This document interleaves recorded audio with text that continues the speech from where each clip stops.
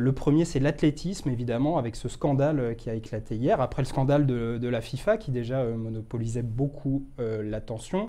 Donc on a un vaste réseau de chantage et de corruption organisé par la fédération russe et par la Fédération internationale d'athlétisme qui a été mis au jour. Aujourd'hui, la commission d'enquête de l'Agence mondiale antidopage propose que la Russie soit purement et simplement exclue de toutes les compétitions d'athlétisme. Vous êtes d'accord ?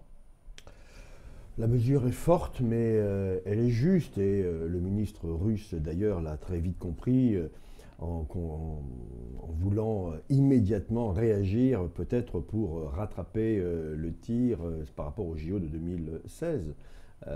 Une absence russe totale au JO 2016 serait une première, mais en même temps... Donc vous êtes favorable plutôt à cette mesure préventive, on va dire, entre guillemets ou... Je suis favorable à des sanctions très fortes. Après, si le sport russe est capable de se remettre sur le bon rail pour éviter d'être ainsi sanctionné, tant mieux. Mais on ne peut pas laisser les choses en l'état.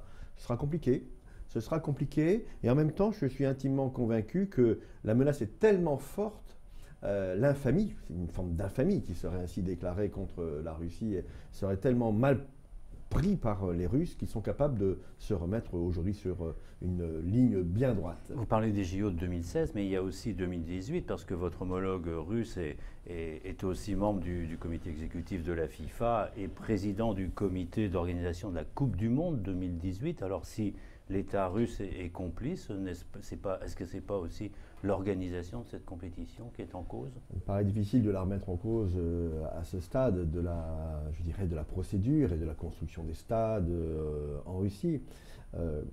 Il fallait mettre le pied dans la fourmilière, un grand coup de pied dans la fourmilière. Ça a été fait hier. Moi, je suis vraiment partagé dans un sentiment de colère, d'écœurement, aussi de tristesse pour le sport mondial. Et en même temps, je me dis, mais enfin, on va pouvoir faire. Mais ça vous surprend, vous? À ce stade-là, oui. Vous le saviez? Non, bien sûr que non. Vous le soupçonniez?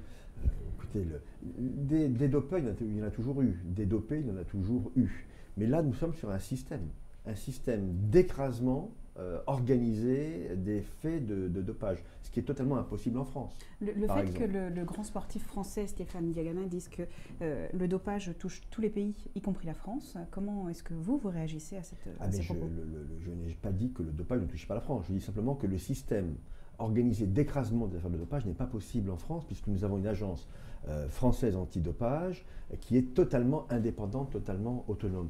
Mais bien sûr qu'il y a aujourd'hui des athlètes qui sont soumis à des pressions par des dopeurs. Et s'il y a des corrompus, c'est qu'il y a des corrupteurs, très concrètement. Et donc il faut lutter en permanence contre cela. Et manifestement, il y avait des failles terribles dans le système russe et relayées, et là c'est encore peut-être plus terrible, par la Fédération internationale d'athlétisme.